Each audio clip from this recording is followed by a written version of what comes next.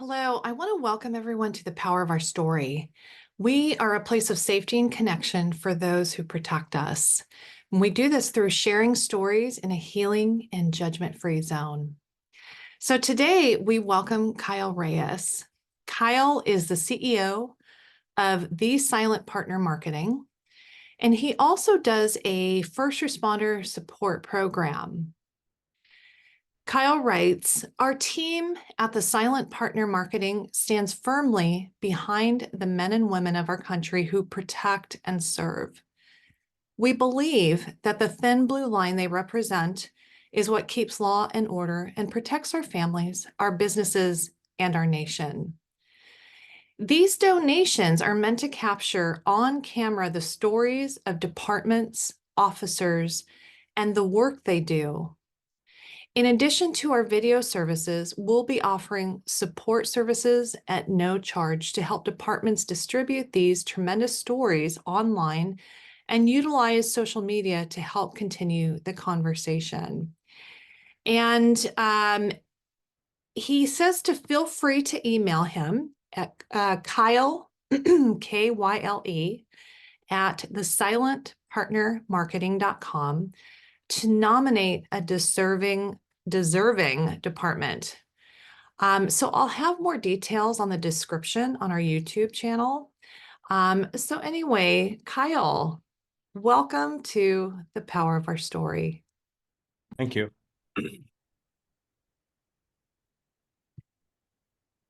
Welcome, Kyle.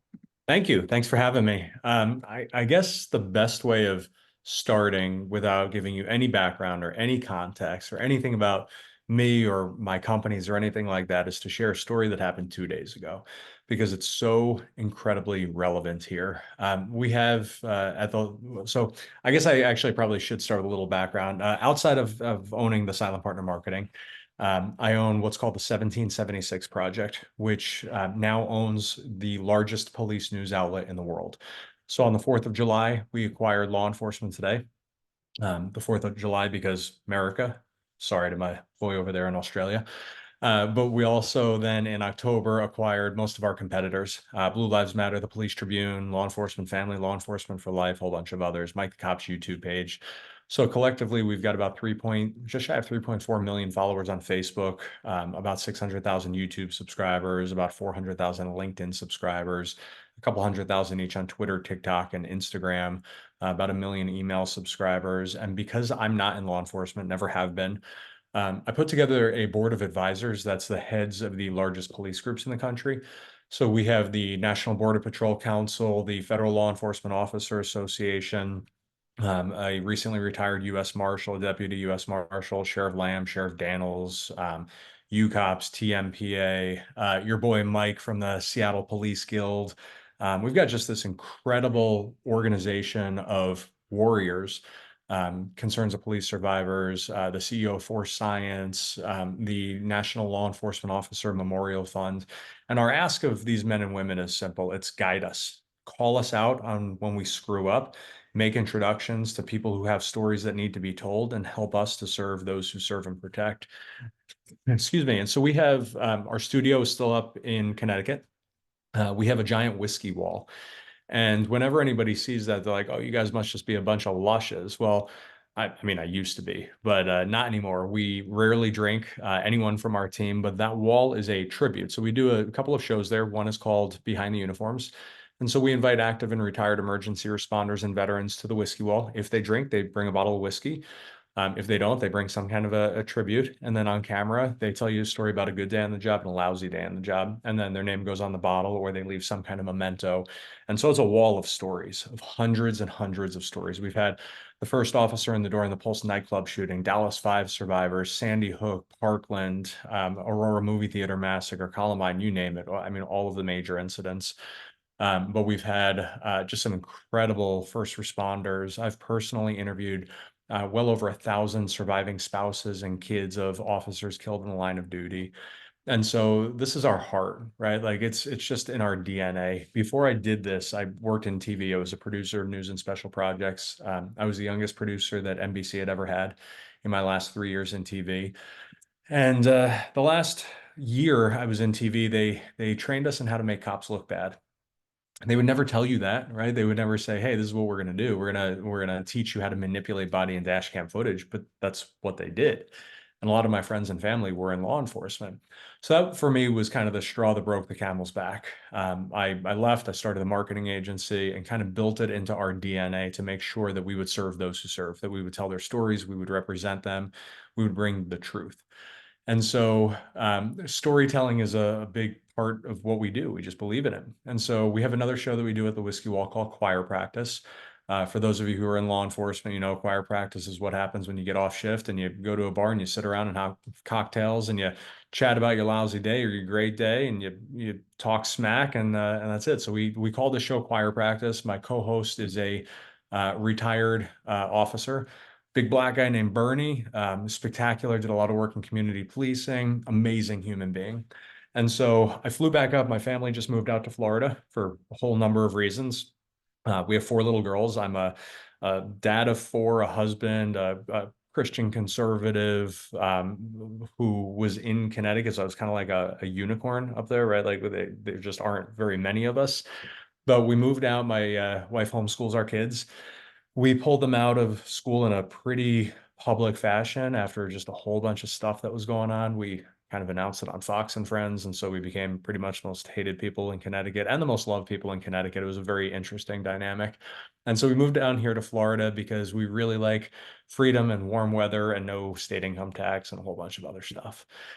And so we kept the studio, the Law Enforcement Today studio in Connecticut, which brings you to that story that I mentioned early. So I flew back up there this week and we had, I don't know, like 20 people from across the country fly out to come share their stories at the Whiskey Wall.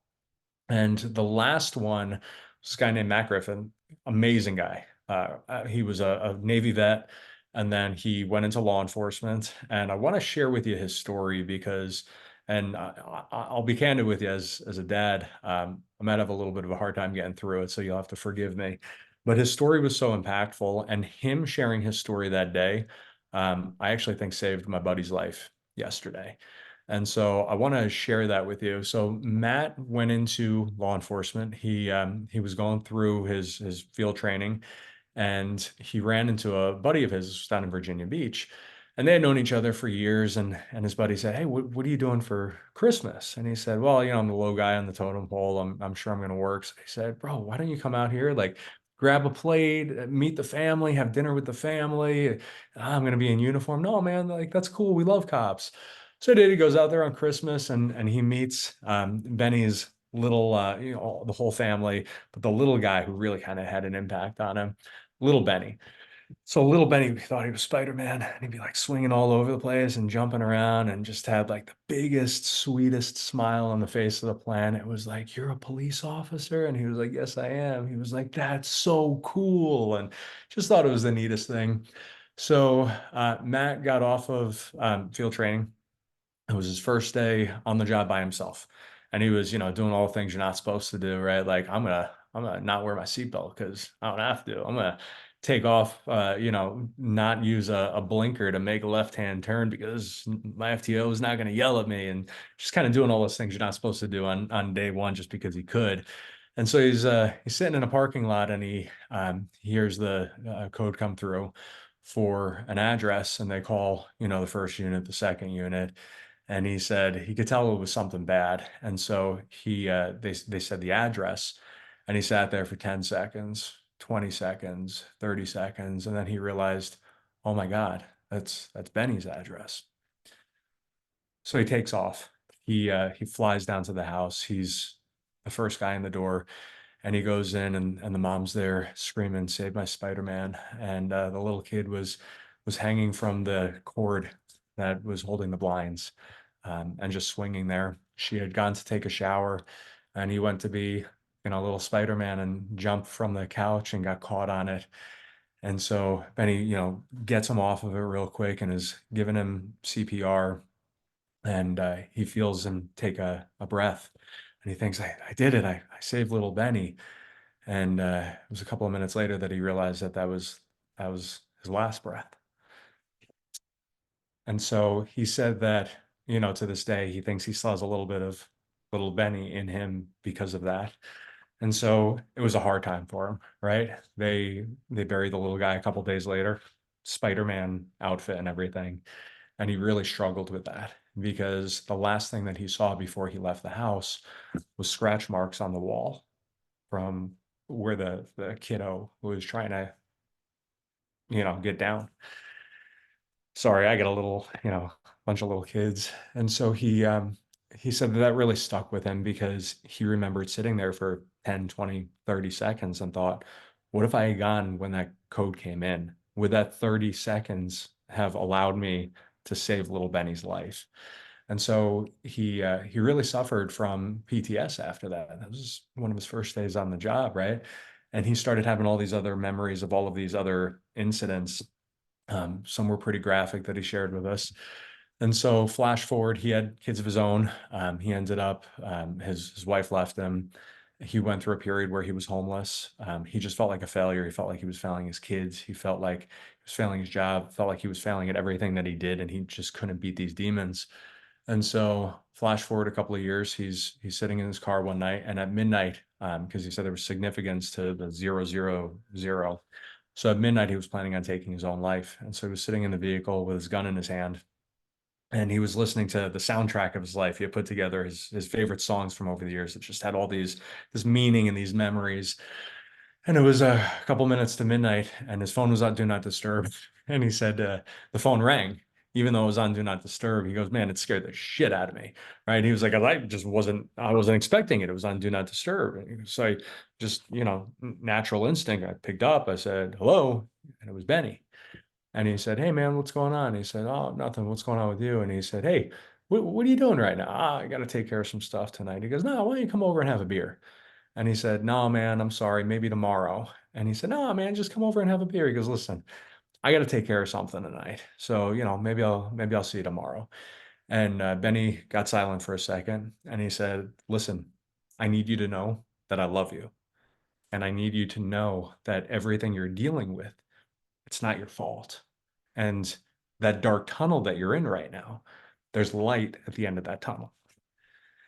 And he said, "Well, if today's a good day to die, then tomorrow's a good day to die too." And so he didn't take his own life that day, and he lived the next 4 or 5 months every day with that mantra of, if today's a good day to die, then tomorrow is too. And then he started changing that mantra to, today's a good day to do something good and to help somebody or to save somebody. And he said, it could be as simple as kind of giving up your seat on a subway or holding the door open for somebody. But if today's a good day to do something good, then tomorrow's a good day too. And so he shared that story with us. And as you could tell, we were all pretty emotional about it. So I realized one of my best friends in the world, this big black guy, Army Ranger, strongest dude I've ever met in my life, just an absolute monster of a man, but a total gentle giant. And so we've got, a pretty screwed up relationship as most dudes do. Like we don't, growing up, so my dad's side is Puerto Rican, right? Like we don't see color or gender, race, or ethnicity or anything like that. Like we learned to judge people growing up, but it was whether or not you were an asshole. Like that's how we would judge you. That was it. Nothing else really mattered. And so my boy was supposed to come out for the shoot just to kind of sit in and see all these stories and hear them all. And he didn't come out. That was 2 days ago. So I call him yesterday, and I'm going to kind of break his balls. And I said, I was planning on saying like, "What's up, dude? Where were you?" So he doesn't pick up, but he shoots me a text, and he says, "Yo, I'll call you back in 5 minutes." Well, 5 hours go by, and he didn't call me. So I then respond to that text in completely unpolitically correct approach that's our relationship. I said, "Yo, dude, that's some serious color people time right there. Like you said, 5 minutes, about 5 hours." And he calls me and he's laughing, right? He was like, "Dude, this is why I love you so much." And he's like, "What's up?" I said, "Yo, I gotta tell you the story about my boy that you missed. Like, I thought you were gonna be there." And he was like, "Yeah, I'm sorry, something came up." So I tell him the story, and he's silent. He's not saying a thing. And and that's when it hit me. And I said, "Yo, dude, just like Benny told Matt, I just want you to know I love you." And he's real quiet. I said, "And I know that you're in some shit right now, and you're in that dark tunnel. And I feel like I need to let you know that there's light at the end of that tunnel. And he loses it. And he says, man, this is the first time in years that I thought about suicide again. Today was the first day in years. And I realized that the reason why we had the blessing of sharing Matt's story a couple of days ago was maybe so that I could share that story with my boy yesterday.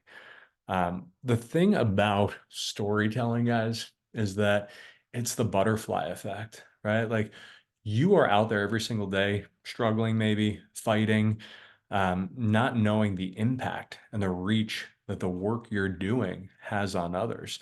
I think about it, I'm sure you guys have seen the videos on like Facebook and everything where you see someone standing in front of a big white canvas, totally white, and they start painting on it. You're like, what the hell are they painting? Like you have no idea. You can't tell at all.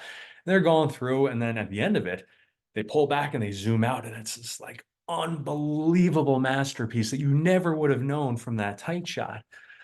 So our national spokeswoman, this woman Carla, she was the PIO for Coral Springs PD during the Parkland massacre. She was one of the first actual cops in the door to stand outside and wait, and she was stepping over bodies and kids screaming for help while she was looking to engage the shooter. And she saved countless lives that day. She's pulled kids out of swimming pools, which is a painful irony because she lost her brother in a swimming pool when he was a little kid. She It's a family of servants, and she became an officer because her father was killed in the line of duty. Her mom was the first female police chief in South Florida. Her dad was killed in the line of duty. She has a little video clip of her dad rocking her and singing to her when she was a baby, and that's all she's got. And you often think like, why? Like if we have this loving and gracious and merciful God, how could you allow this to happen, this horrible thing, my father to be taken from me before I ever had an opportunity to know him? She became an officer because her father was killed in the line of duty and went on to save God knows how many lives. And those people may very well have gone on to save how many more lives or to give birth to such incredible people. But the point is, we don't know. And we'll never know. And maybe we won't see that giant canvas until, if you're like me, you're a believer that one day, God willing, we'll be up in heaven and looking down, and maybe then we get to see the canvas. But I like to think that God is that painter who's building this amazing mural that we're too close to it right now. It's too early. We can't see it. And one day we will. And so I guess probably the most important way to open this is by encouraging you all and to let you know that some of you are watching this right now. You're in some shit. You're in that tunnel. You're hurting. Um, there is light. There is light at the end of that tunnel. But not only is there light at the end of that tunnel, but the journey that you're taking going through that tunnel and your willingness to share that story and be there for others. Ma'am, you with having lost your child, I'm sure you've shared your struggles and your pain and your heart song and journey with so many people. You will never know the lives that you changed. Brother up in Seattle, like, man, you guys have gone through some shit the last couple of years. We were up in Portland working real closely with the Portland Police Union, and we saw the impact that the riots and the protests and everything had on the northwest part of this country. I have a lot of friends who are up there in Seattle and Portland, and I've seen it, man. I was talking to an officer in Portland, and we were up there in Portland during a lot of the riots, and during the wildfires. Like if ever there was a moment that God was like, you know what, I'm sort of done with Portland. It was pretty much then. And so I'm talking to a lieutenant who was on the front lines probably 80 of the 100 days of the riots. And I said, bro, is it as bad as we've been reporting? He was like, no. I was like, really? He was like, it's exponentially worse. I said, well, tell me about it. I want to make sure that we're being true and authentic. He said one of those nights during the riots, this guy comes up to him, Antifa, nose to nose with him, and is smiling. He said, what do you think's so funny? The guy reaches into his pocket and he pulls out a piece of paper and he unfolds it. And it's a picture of that lieutenant's wife and kids on their front lawn. And he said, one day when you're at work doing this, we're going to rape and murder your wife and kids. I said, dude, I'm going to be straight up with you. This is why I could never be a cop, because I'm going to shoot that guy in the face. Like, that's just the reality. I don't know how these guys do it. And yet that lieutenant has gone on since then to save lives. I know that for a fact. And so for every ounce of pain and struggle you guys are dealing with right now, and for all those moments that you're sitting there looking up going, man, God, I don't know why you would put this burden on me. I don't know why you would put this on my heart. I don't know why you would take this person out of my life. There is a picture and a plan that we'll never see, we'll never know, we'll never understand. So I want to just encourage you all to keep telling those stories, because you're 99% of the time, you're not going to get that immediate feedback. You'll never get that feedback of whose life you saved, but you're doing it every single day. And so what we're building at law enforcement today is a true and authentic voice for that storytelling. Um, God gave us the opportunity to acquire these platforms. And from a business perspective, quite frankly, it was the stupidest business decision we could have possibly made. But when God puts an opportunity in front of you and says, you got to go roll with this, you just roll with it. You don't say to God, yo, man, listen, you got to give me a business plan first. You just roll with it. Like, I build businesses, and so I have faith that he's going to point us in the right direction and say, here's your target, go get it. But in the meantime, my wife and I decided we would kind of empty our family emergency savings and go do this because it had to be done. Just a leap of faith really is what it is. But I know that the work that we're doing is going to change lives and save lives, and we'll never know those lives that we saved. And so we're screwing up. We're doing things wrong. We're going to continue to do things wrong. I've had people, and I'll open this up after the questions, and you guys beat the hell out of me. I'm fine with it. We've had people who have said to us, well, law enforcement can't be political, right? Like, you shouldn't talk politics. I'm a cop, I can't talk politics. I get that and I hear that and I respect it, but I would also argue, what isn't political, if you will, when it comes to covering law enforcement topics these days? Is it the defund the police movement? That's pretty political. Is it the opioid crisis? Is it the wide open borders? Like, what is the line? And frankly, I don't know what the hell the line is. None of us do. So what we try and do is bring the truth about what's happening on the job, the truth about the impact of these policies. I don't care if you're a Democrat or Republican. I care that you respect the Constitution. I care that you love people and you cherish people. And we are not afraid to call out lousy cops. It's not our mission, it's not our purpose, but sometimes it has to be done, right? We're not afraid to take on the difficult topics and the difficult conversations. Um, and I would include the stuff going on with the feds. Like, people could say what they want and everyone's got their own different beliefs and perspectives on January 6th, for example.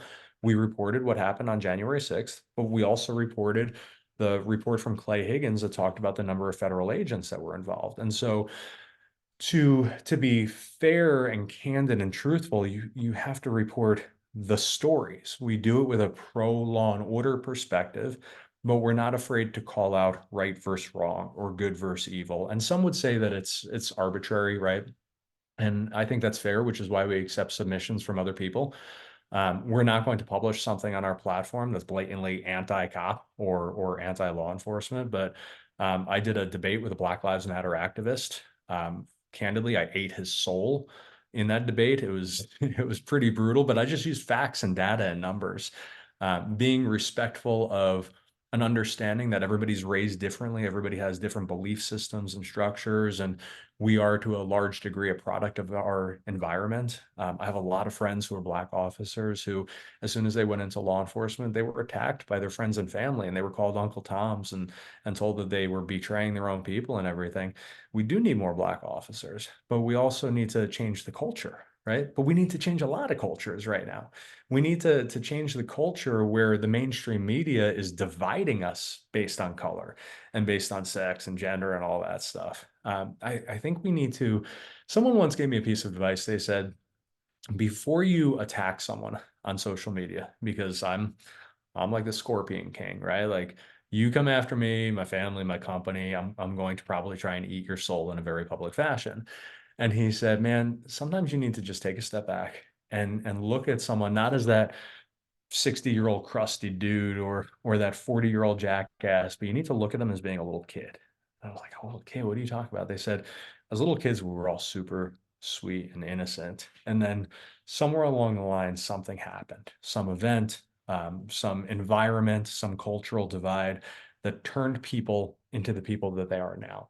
And so if everybody that we hate or that we have beef with, we could look at them as being that little kid again, and just remember that we are all the same. We've just had different experiences that have brought us to this point. If we could address it like that, we can find a lot more common ground. And so, I think it's important to share that with you guys. And then I want to share one of their story, and then I'll kind of open it up for questions or thoughts or feedback, or I'll just talk for like 13 hours if you want. I don't care. But I went down to National Police Week, and I had interviewed at this point hundreds and hundreds of survivors. And so, right or wrong, but the way that I did it was I would fictionalize it, right? I would hear people's stories and I would talk to them and get their stories from them. But the only way that I could process things, this is just me personally, was to almost pretend that I was just helping someone tell a fictional story, right? Because some of these stories are tough. Like they hurt your soul. And so that's how I dealt with it. I would go in, I'd kind of put up that wall. And so my flight was delayed from Connecticut out to DC, and it was a small plane, 50 people, including the crew. And I was in the very, very last seat, which was right next to the bathroom, and I had to pee really bad. And this dude ran into the bathroom ahead of me, and he was having stomach issues. And the whole flight, he was in there, and then everybody was gagging. It was a very rough flight. So now I get off, I'm all frazzled because I've got to pee so bad, and now we're late. I've got to get my bags. I'm just a mess. So I didn't have time to put up that wall. And maybe that whole first part of it was a little bit too much information, but whatever. I told you I'm super real. So I don't have time to put up that wall. And I get there and they're like, Kyle, everything's set up. We've got the cameras ready to go. Lights are on. The first interview is waiting. I'm like, all right, cool. Roger that. Let's go. So I sit down and it's a 6-year-old girl. And she's sitting across from me. And I kind of had that moment of like, oh shit. Like I'm not ready. I haven't mentally prepared myself. I haven't gotten in it. I'm like, that's fine. Whatever. I'm a tough dude. I said, so, tell me about your officer. And she was like, she looks at me and she goes, I'm just here because I wish I could tell my uncle one more time that I love him before he died. And I was like, oh, shit. And so now I'm in it, right? Like we are in that interview, the cameras are rolling. I've got this little girl crying in front of me. And so I start talking to her about her uncle. And then I interview her mom. And she's telling me, I wish I could tell my brother one more time that I loved him. And then I interview his mom. Same thing. I wish I could tell my son one more time. And then Marlon sits down, big dude, right? And he just like exudes love, but he's also exuding pain. You could feel it. You could see it on his face. They just lost their son a couple of months before. I said, brother, you're not doing so good, are you? He goes, no, Kyle, I'm not. I said, well, tell me about your son. He goes, well, let me just start by telling you, this is all God. I said, I mean, listen, man, I'm a believer, but you got to kind of walk me through this because people are going to want to know how you're reconciling things. So he said, we had a great relationship with my son, but he moved when he went into law enforcement. He was like, I think it was 8 hours away from where they lived. He goes, we hadn't seen my son in years because we didn't really have any money. And so we just couldn't afford to. Didn't have a bad relationship or anything, just couldn't afford to see him. A couple of weeks before his son was killed in the line of duty, he goes, we had a fire at our house and our entire house burned to the ground. I was like, you got to be kidding me. He goes, it was God. I was like, all right, brother, you got to shepherd me through this journey. He goes, well, I mean, like I said, we didn't really have much money and the insurance money hadn't kicked in yet. So we ended up staying in this dumpy motel. Okay. He goes, and that dumpy motel, he goes, you ever hear of a brown recluse spider? I was like, yeah. He goes, you ever hear what happens when those suckers bite you? Not really. He goes, you basically get like the equivalent of like a flesh-eating bacteria. I was like, okay. He goes, yeah, I got bit by one of those in the motel. I was like, what? He was like, yeah, I was gonna lose my leg. I was like, dude. And so now I'm like all thrown off. I'm like, where is this story going? He said, so he brought me to a hospital. There was only one hospital that was capable of handling a spider bite like this and this basically thing that was going to take my leg. I said, okay. It was about an hour away from where my son lived. I said, okay. He goes, 2 days before my son was killed in the line of duty, we got to spend the entire day with my son in the hospital for the first time in years. So that was God. He goes, yeah, brother, that was God. And so again, guys, it's that butterfly effect, right? It's like God's got a plan and we will never understand it, but he is at work every single day. And sorry, one other story. So this guy, Vinny Davis, if you guys are connected with me, you probably saw my post about it on LinkedIn. Well, what I didn't share, Vinny, he was this dude had more medals than like General Patton, right? Like he was an unbelievable transit cop. He was a nut, like total psychopath. He would run into burning buildings just because he thought, hey, maybe I'll find somebody in there before the firefighters get there and I could save a life. He jumped into the Hudson River in February in full uniform because someone said a car went in, but they didn't think there was anyone in there. And it turns out there was a woman and her baby in that car and he saved them. Like this dude is a straight up adrenaline junkie. Well, he ended up being pinched by the FBI for what turned out to be a whole bunch of BS. And he ended up serving 16 months in federal prison, wrongfully convicted of something he never did. He ended up flash forward, and you got to read this dude's book. They're actually turning into a movie and they're negotiating with Mark Wahlberg to have Mark play Vinny. Um, he ends up, the day that he was wrongfully convicted, his grandfather passed. Now, his grandfather had raised him from the time he was a young boy. He was very, very close with his grandfather. He didn't even know until he got to court that his grandfather died that day. So when he was convicted, everybody was blown away. Even his attorneys were like, this can't be. This doesn't make any sense. There's no evidence. The evidence is just the opposite. So a New York crime boss had actually been convicted of something totally unrelated recently, and they let him go get his affairs in order, take a day or two, and then surrender himself to federal prison. So the attorney said, "Listen, Your Honor, Vinny's grandfather just passed away this morning. Can we make arrangements just so that he could say goodbye?" And the judge, for whatever reason, hated cops, hated Vinny, and said, "Hell no, shackle him, take him out of here right now." So he never got to say goodbye to his grandfather. So he ends up serving, I think it was 16 months. The whole thing ends up getting completely overturned. He's completely cleared of the conviction. It was all BS.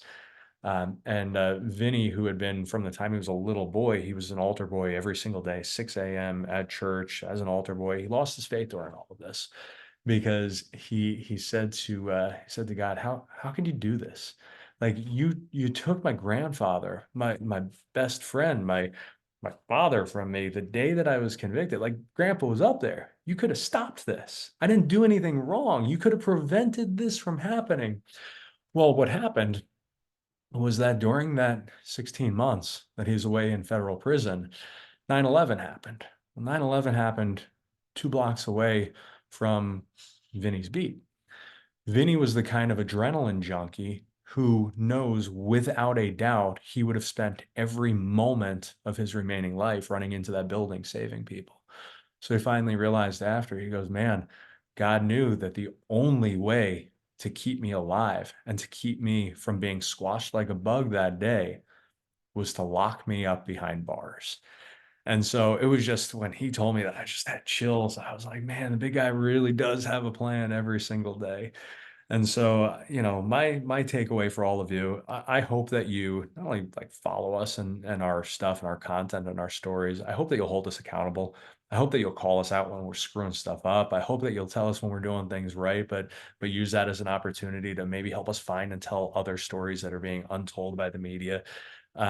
It's not that the media doesn't care about you guys. It's not that the media wants to crucify those who are in law enforcement or the military or the families. It's that they care about money and they care about doing what they're told and following orders. And I understand it, but I don't respect it for a second. And so we exist to tell the untold stories, and we will continue to do that. Our marketing agency only works with companies that are proud to support law enforcement, proud to support our military, the men and women who are in uniform. We will continue to do that for as long as we are blessed to have this platform and this voice. We continue to make sure that our kids are raised in faith and raised to respect those who put on that uniform every single day, who wrote a blank check to the community and to our country, payable up to and including their lives.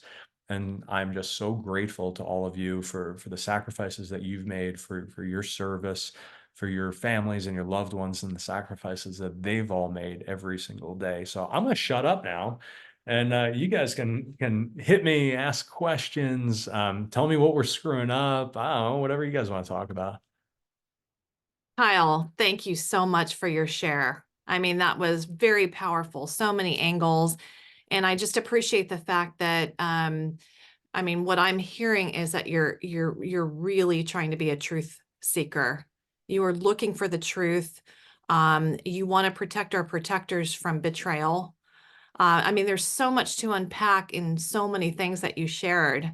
And so I want to thank you so much for your work. Thank you for your voice getting out there as somebody who has been in the media. And I mean, there's just so much to say, but I want to open it up to our friends on this call who are first responders themselves. So, guys, thank you for coming on this call and listening to Kyle's story. It's just amazing. Does anybody have any thoughts, any comments, questions? People probably have to really sit and absorb this for a minute. I am the same way. That's why I'm putting it out there so they can start the conversation because I am trying to absorb it myself. Well, and Um, let me add this too, that one of the things that I hear time and time again is, from active law enforcement, retired law enforcement. Listen, man, it's not the criminals that we're worried about. We'll take those guys all day long. We're sick and tired of being stabbed in the back by our own administration, by our own union, by my fellow officers, and that's tough to hear, because you often hear in the media or from the haters, oh, that thin blue line, that's just a way of protecting bad cops. It's not. That's not what it's about at all. And there is this belief or this perception that there's this brotherhood that looks to protect bad cops. And I've seen just the opposite. Like nobody hates a bad cop or a dirty cop more than every other cop that's out there. But it's their own administration that'll throw them under a bus. I'm not going to say the name of this chief, but many of you will put two and two together with this. There is this police chief who I believe might actually be the most hated police chief in all of America. Went from a large agency in Texas to a large agency in Florida. Ended up like he was hated by every one of his officers and is now a correspondent on a very anti-police national news outlet. And we got hundreds of messages from his officers who said, do not give this guy a voice because this guy hates cops. He's a political hack in uniform. And unfortunately, we've seen that situation repeat itself so many times over the years in law enforcement, and it's demoralizing. I was just out, I had dinner with a police chief in Tucson, Arizona, and then we went up in the air with his aerial team, super cool experience. And his predecessor was a political hack in uniform. A couple of days after he started, he and his husband were on the front lines of the Black Lives Matter protest in uniform, holding a Black Lives Matter signage. And it was incredibly demoralizing to the agency. That agency suffered some of the worst attrition I've seen in a long time, and just crushed the souls of these guys. Well, the chief now has been in that agency for like 25 years. He is loved and cherished. He's done the LA Unity tour, or the Unity ride for years, and is just his heart and soul is there. He really cares about officer wellness and mind, body, soul, physical, spiritual side of things. And they've completely turned around that agency. One of the, we haven't announced this publicly anywhere, so this is the first place I'm going to share it. But we're going to be launching a series of wounded officer retreats in Connecticut, starting probably second quarter of this year. We're going to bring out 6 to 8 wounded cops. They'll be responsible for their own airfare because I think it's important that these guys have some skin in the game, a vested interest in it. But then once they get out to Connecticut, we're taking care of ground transportation, lodging. We're putting them all up in this house on a mountaintop that has a view of 3 states, hot tub, gym, sauna, and hiking trails all around. We're bringing in a police chaplain. We've got the International Conference of Police Chiefs. The president, Jim, is on our board of advisors. I'm giving their keynote this year. So we'll have a police chaplain out there, a PTS expert, myofascial release, a masseuse, and they have to commit to being willing to share their story of the struggles, the challenges, the healing journey. So we're going to do individual videos with each of these officers and then do a mini documentary of every experience. Because again, I think one of the biggest problems that we have. It's not the public. Yeah, like that's an issue, but that pendulum is starting to swing back. But where that pendulum's not swinging back is at that agency level where people feel betrayed by the very people that should have their backs. And so that's something we're going to be sharing a lot of stories about this year. It's not easy, it's not comfortable. We are going to get a lot of shit for it, specifically from some of the administration that we know is out there that does not want that told. But if we're going to be truthful and we're going to be real and authentic, we have to share those stories. Kyle, I appreciate you bringing that up. That is a big topic that seems to keep coming up. It's that betrayal. And you can't be deeply betrayed unless you trust the people. And Yeah. so that agency betrayal, that's a big Thank you, brother. Jim. Thanks, Scott. Well, I could certainly relate to the first story you told because I had a, you know, similar experience with a young child and, when my kids were young and the impact and all that kind of stuff. And that was one of those elements that I talked about earlier in my introduction. It occurred at a time when we really didn't know what we were doing with respect to traumatic stress and that type of thing. But, to the betrayal, the leadership, some of that kind of stuff. My frustration. I had that opportunity to be, a senior officer, senior leader in organization, and what I've seen too many times is uh, the people who get in those positions who aren't willing to step up and fight for what is right. Um, funding, taking care of their people, etc. They become a political pawn, um, and they do whatever it is to preserve their uh, position or their comfort zone, etc. As opposed to putting themselves in a situation where no, I'm gonna continue to do what I think is right for the right reasons, even if it costs me my job.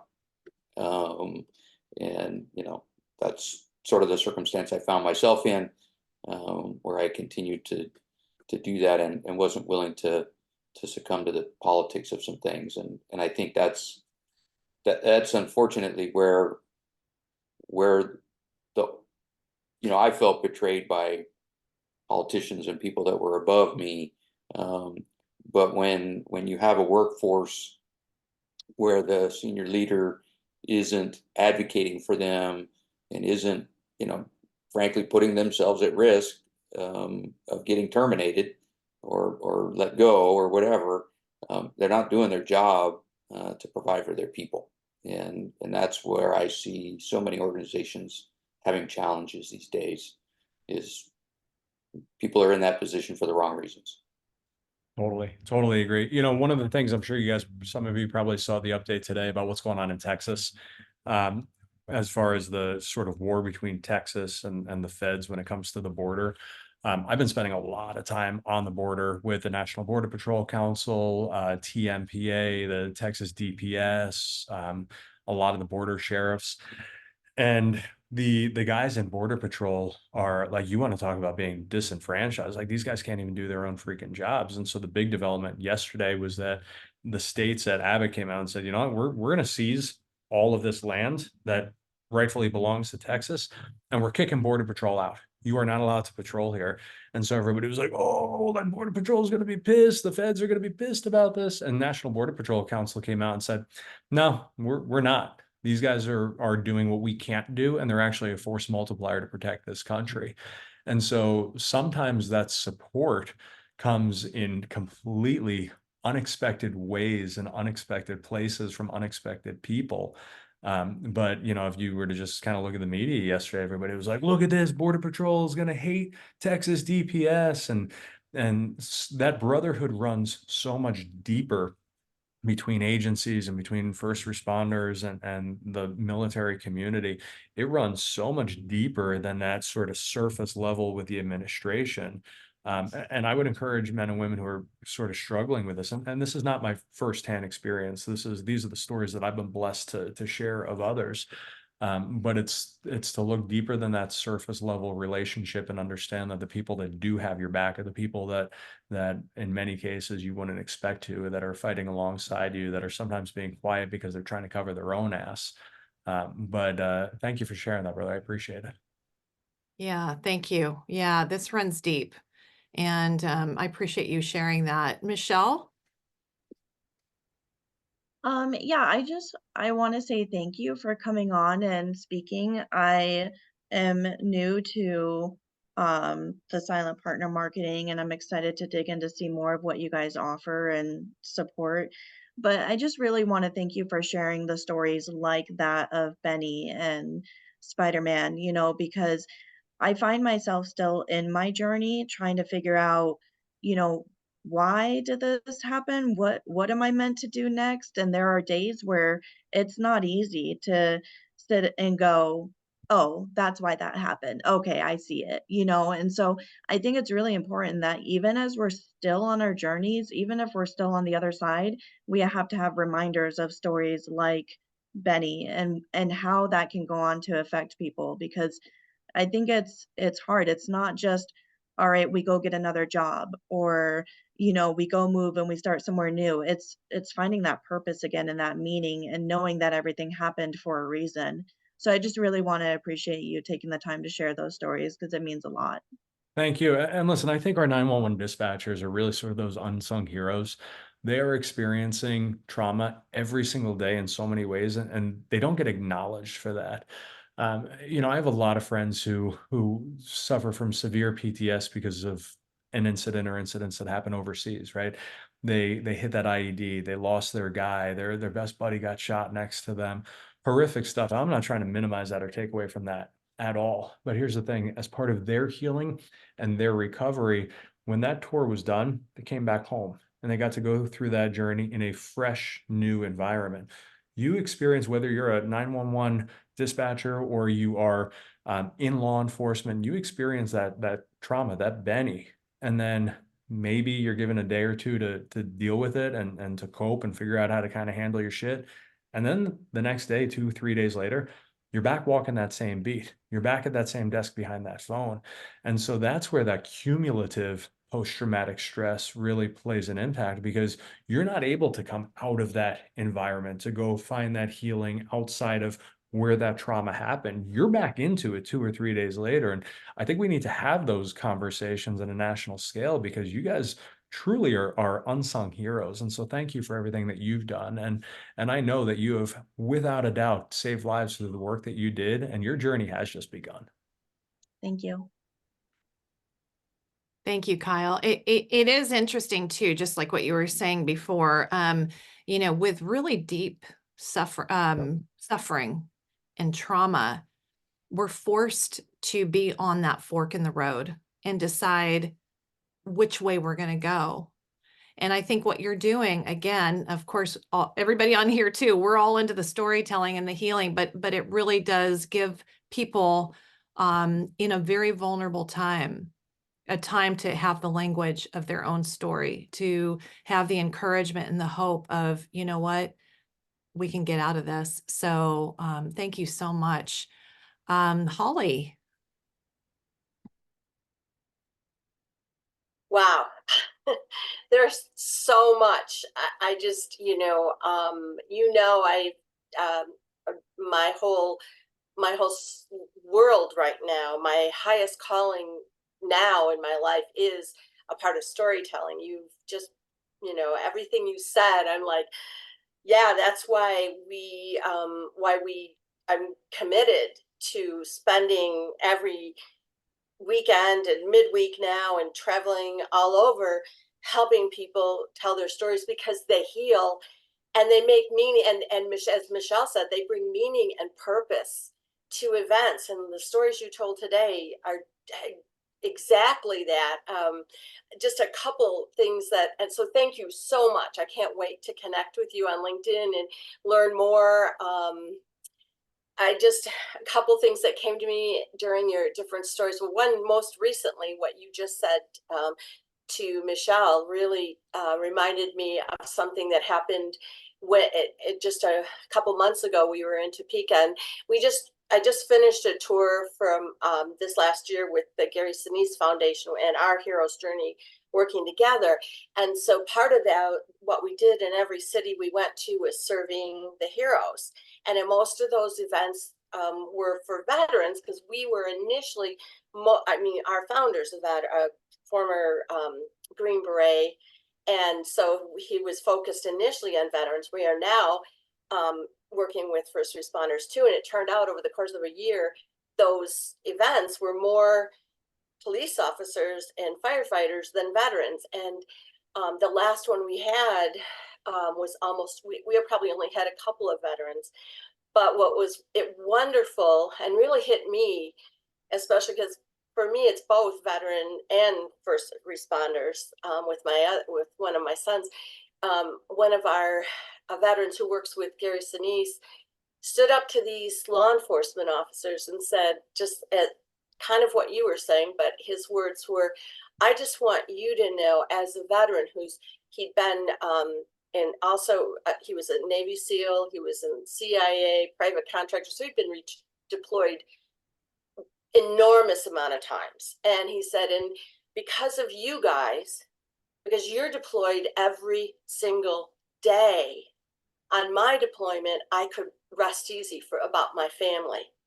I knew somebody was looking out for my family." And then he said, "And because of you, I could come home and rest. But you are out there 365 days a year, you're deployed."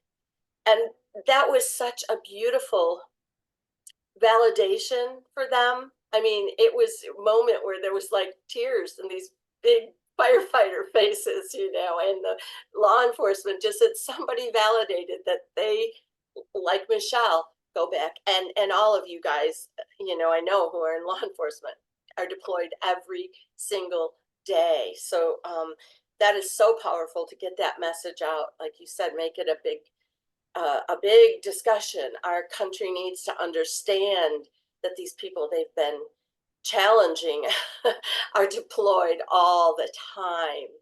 The other thing I just wanted to briefly go on, the story you told about a couple of them. I mean, the whole thing about making sense of these really difficult things. One of my little brief story, and we call these in our workshops where we help people to get their stories out, touch point stories, just like a moment in life that didn't really seem like wasn't like a big traumatic, doesn't have to be traumatic, but it was something that changed your whole, like, just turned you around and opened your eyes to something. And for me, one of the big ones was my husband and I were going out to see my son the week before his wedding, and he had been deployed and he was home, and we knew he was going to get deployed after the wedding, so we wanted to spend a whole week with him.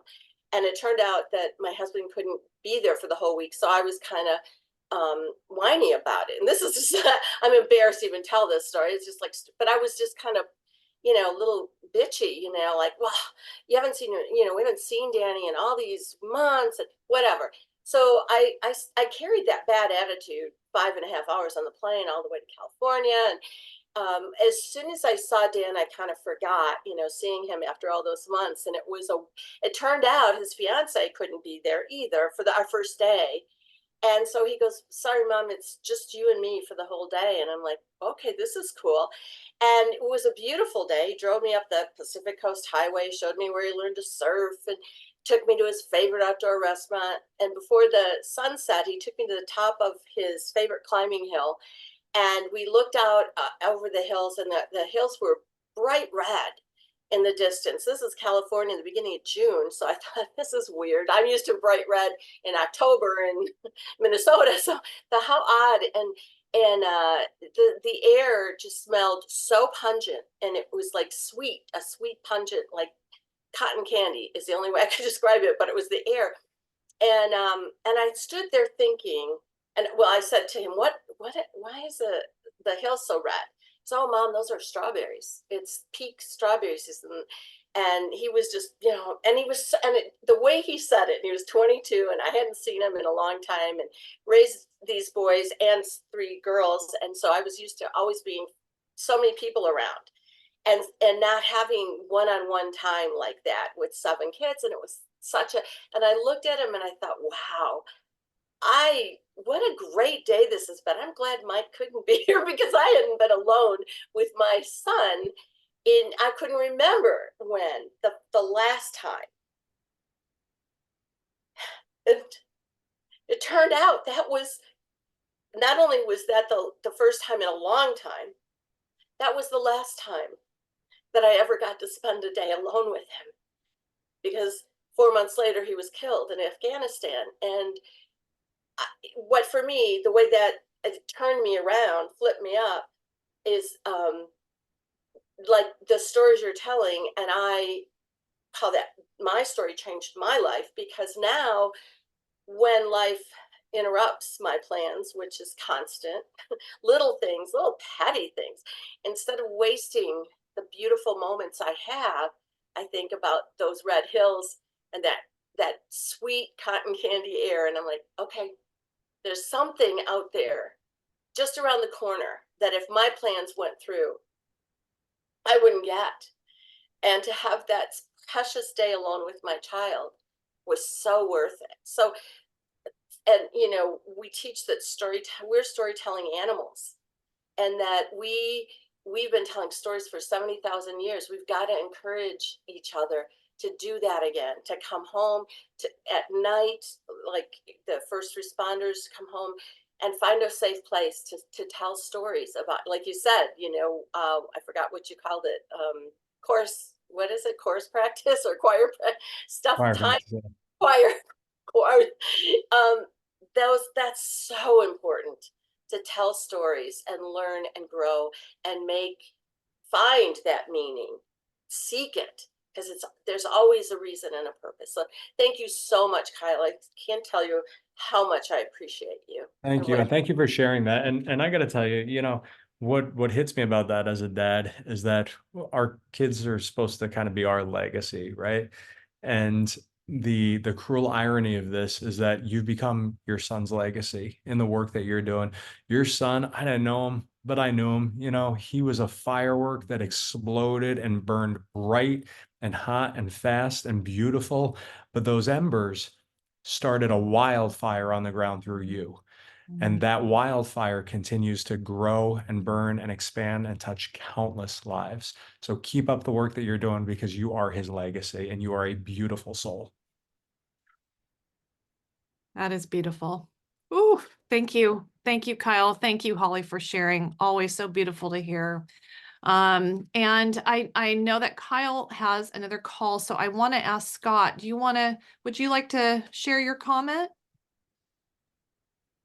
Sure. I'll try to neck it down. I'm kind of shifting now after listening to Holly. Holly, that was absolutely God's intervention to get you and your son together. I had a similar experience with my father, who was wound up dying with cancer at the age of 42. I won't go into all the detail, but my parents had split up when I was very young, and I never really cared if I ever saw my dad again. And I had the opportunity to go spend the day after Christmas with him my junior year, and he was a changed man completely. He had found God and he was living his life well. And I didn't know who this guy was, but he was my dad. And a year later, he informed my brother and me that he had terminal cancer, and he died 5 months after that call. But I know for a fact that God set the circumstances for me to be able to go and spend 5 or 6 days with him back in my junior year of high school, that reset my entire vision of my dad. And that burden that I carried on my shoulders was lifted.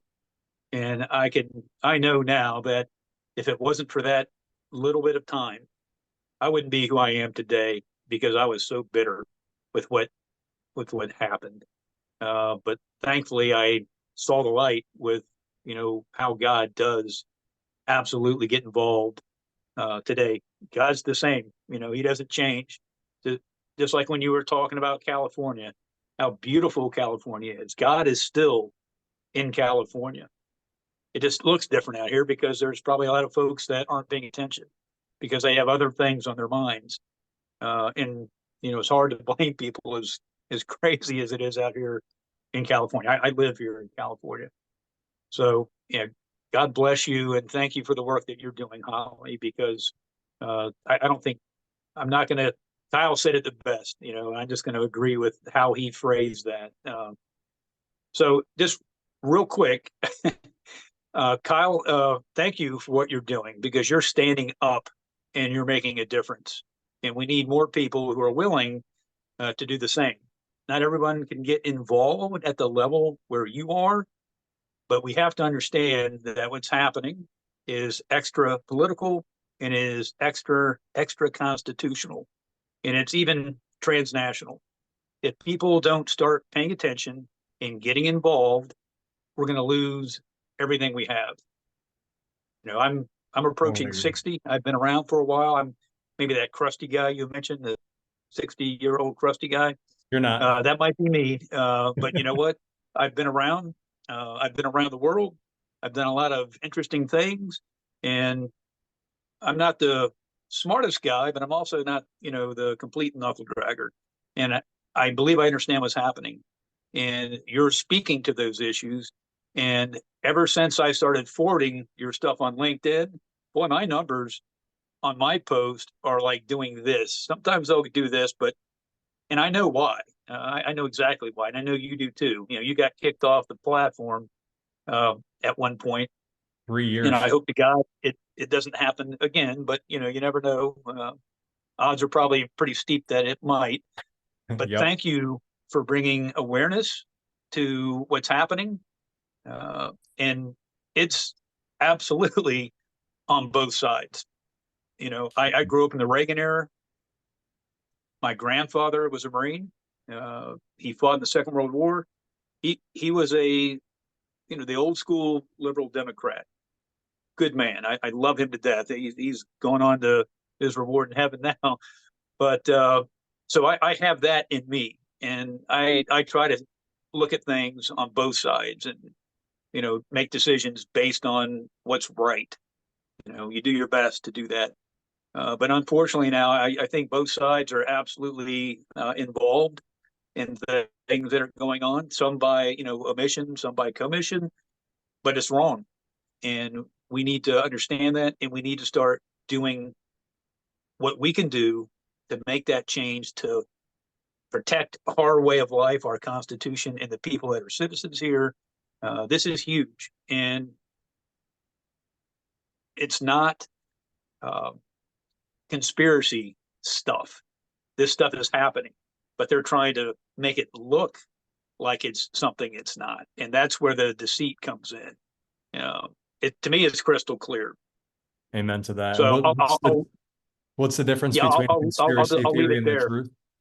What's the difference Yeah, go between ahead. conspiracy theory and the truth? It's about 6 months. Right. Oh, Yeah, thank you, brother. I and appreciate you sharing, and I appreciate everything that you've done and the fight that you continue to fight in the way that you are, because you're absolutely right. People need to understand what's going on, because this is, I mean, we could have a whole separate interview or conversation about spiritual warfare and the battle of good versus evil. But I think people need to wake up and understand that the soul of our country and our families, that's what's on the line right now. So thank you. absolutely. Yeah. Thank you, And Scott. thank you again. I appreciate that. You know, it does my soul good when people gather who care and they're truth seekers, you know, and it's been amazing over the years to hear all these stories, because then it's a little more clear in being able to have discernment. It's like, okay, I hear you on the news, but that's not what I'm hearing from all these different people. And those stories seem to align, and the problem becomes more clear. And so I appreciate what you're doing. I'm so glad that you got to meet these wonderful people on this call. Me too. They're awesome. I've seen them for quite a few years now. And Kyle, what do you want us to walk away with today? Don't be silent. Stop being quiet and stop being afraid. Our time here, it's a blip, right? Like it is a grain of sand on the shores across this world. And so make the most of it, but don't be quiet. Stop being told that your voice doesn't matter. Stop listening to those voices that tell you that there's not something good that comes out of this. Every single one of you has a purpose, and you may not see it right now, and you may be going through some shit right now, but understand that you are here, you are on this call, you are in the fight that you are in right now for a reason. You don't know what it is, you may never know, but just keep up the fight. You guys can all connect with me through LinkedIn, email.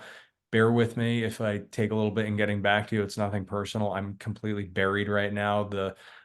God has blessed us with this incredible reach lately. Like just my personal LinkedIn on a rolling 7-day average is reaching 1.5 million people. And so that means every day I'm weeding through on average now 500 messages on LinkedIn. Lots of hate, some love, some stuff in between, but I would love to connect with you all.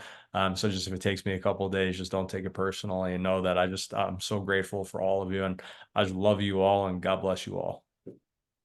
Thank you so much, Kyle.